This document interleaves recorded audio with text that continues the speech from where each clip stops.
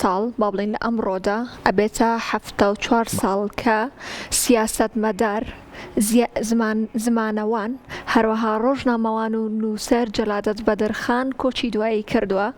جەلادەت عەلی بەدرخان لە ساڵی 1993 لە ئیستەمبول لەدایک بووە، هەروەها لە زانکۆی ئیستەمبول و دواتریش لە زانکۆی میونخ خوێندوێتی. شارەزایەکی زۆر باشی زمانەوانی هەبووە، زمانی زۆر زانی و زمانی ڕووسی، فارسی، فەڕەنسی، تورکی، عەرەبی، کوردی، هەموو ئەم زمانانەی زانیوە. جا ئامانجی ئەم کەسایەتی ئەوە بووە کە ویستویەتی زمانی کوردی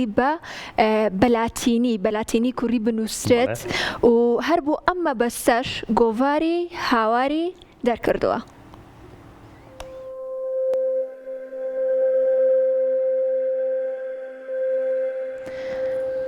ئەمڕۆ 74 ساڵ بەسەر کۆچی دوایی جەلادەت بەدرخان تێپەڕێت. لە ساڵی 1923دا کەمالیەکان حکمی لە سێدارەدان بۆ دوو برای دەردەکەن و ئەویش بۆ هەمیشە تورکیا جێدێڵێت. لە ساڵی 1927 لە بەیروت پارتی خۆیی بوون بە سەرکردایەتی ئیحسان نووری پاشادا دەمەزرێت و جەلادەت بەدرخان وەک سکرتێری پارتەکە دەستنیشان دەکرێت. لە ساڵی 1942 تا 1945 گۆڤاری مانگانەی ڕۆناهی بڵاو کردەوە و پشگیری گۆڤاری گەلاوێژی دەکرد لە بەغداد.